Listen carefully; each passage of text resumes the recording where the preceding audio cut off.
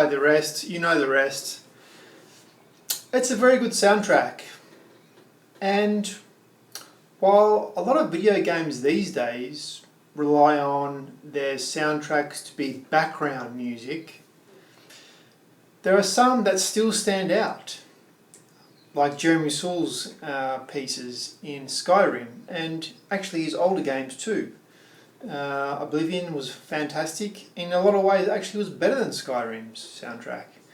But a lot of music composers in the video game industry don't last very long. It's a very come in, get out sort of industry. There are some noteworthy examples who have remained for a long time. Jeremy Soule isn't really one of them because he never actually worked for Bethesda. He just was hired as a freelancer. But there are many examples who have had long careers in the video game industry, often working for the same people. We've got EVE Online's composer, for example, whose name was... Oh yeah, John Halua. John Halua, that's right. Now, John Halua made really good songs, well, tracks, I should say, for EVE Online. They were absolutely phenomenal. Ambient music really set the tone for the game for a long time. He worked with them for, oh man, I think it would have been at least 18 years, I would imagine. Yeah, it would have been from the start of the game. I know he left in around 2018. So that's around, I think the game started development in year 2000, I think. So it would have been, it's close to 18 years. It was a long time. We know that the woman who wrote the score for Street Fighter 2, I don't remember her name either, but you know the one. The tunes are world famous. They have been for a long time. She wrote the entire score for that video game, I think, bar a few songs, but she is still with Capcom actually. Now that's that's going on. That's going on 35 years. Yeah, that's a long time. Maybe not that long. 30 years. 30 years. Yeah, that's a long time. But let's talk about how you can make memorable video game scores, because that's what you want to do, right? You want people to remember them. So the way you do this is by creating strong melodies, right? And strong harmonies, not with beats, right? You don't do it with beats, okay? Jesper Kid is pretty famous for making cool beats, but he also had some strong melodies too, right? And that's what you want to do. Predominantly, back in the days, 80s, 90s, video game music was really about the melodies, right? Nearly 100% about the melodies, because that was the only unique selling point for the music, because the hardware they used back then was fairly limited, right? You had the Commodore 64, 3-channel synth, very basic, but you had to create memorable melodies for those tunes to be remembered and not forgotten and be part of the game, right? Then you had the Amiga 500 4-channel sampler based, which was an outstanding achievement.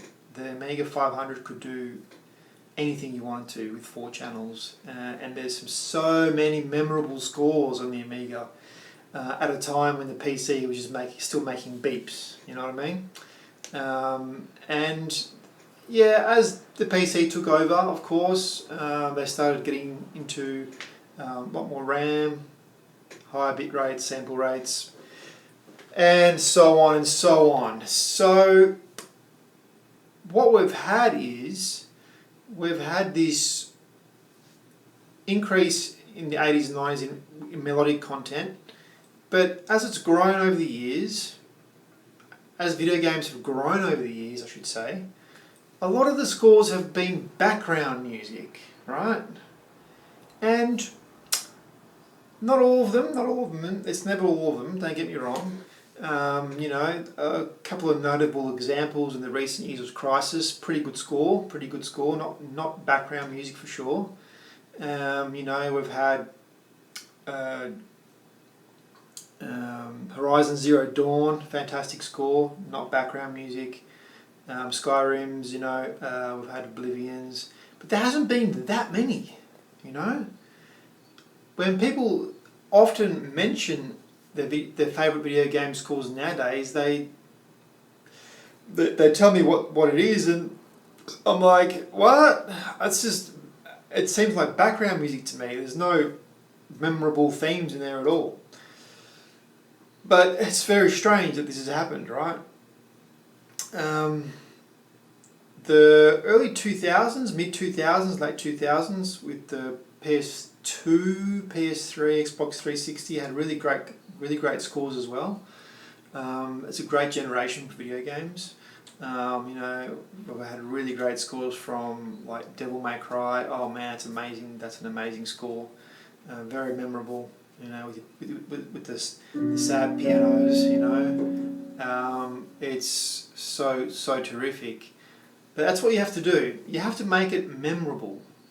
Create good melodies, good strong melodies, especially for a big game, because the designers of the game, right, the people in charge, can then use your score in special ways. Like, for example, a reoccurring motif could be reintroduced in certain points of the game, right? Especially if it's great melodic content, you can then remember that, and you know, you have good feelings, you have great times in those video games. Because video games are different, right? Video games have become not so much about the fun, while they are a lot of fun, video games. It's become an artistic output that isn't matched by anything else available on planet Earth. Because video games encompass music, they encompass sound effects, they encompass gameplay, graphics, graphic art, animations, which is also art. We've also got storytelling, which is also an art, right? So we have these so many layers that are incorporated now into video games. It's just phenomenal, right? And the ones that do it really well cannot be beaten on any level by any other media or anything on this earth. The feeling you can get from these video games is so strong. It's supremely strong. There's no wonder that millions and millions and millions of people play video games, right? But the video game industry also has its problems, of course, where greed has taken over, unfortunately. And getting these types of video games that I was talking about, where everything comes together so beautifully, is getting more and more difficult, right? And that doesn't matter. It's always going to happen. Things go up, things go down, and things are going to come back up again, right? Do you want to be there when they come back up again? So, people who can't play instruments are going to have a very hard time composing stuff for video games, right? I do know a lot of people make music without being able to play an instrument. This is a big deal, right? Especially beat makers. You don't need to learn an instrument to make beats, right? It's easy, right? But to make real good harmonic content and melodic content, you really must learn an instrument. Must. Even if it's just the keyboard, you know what I mean?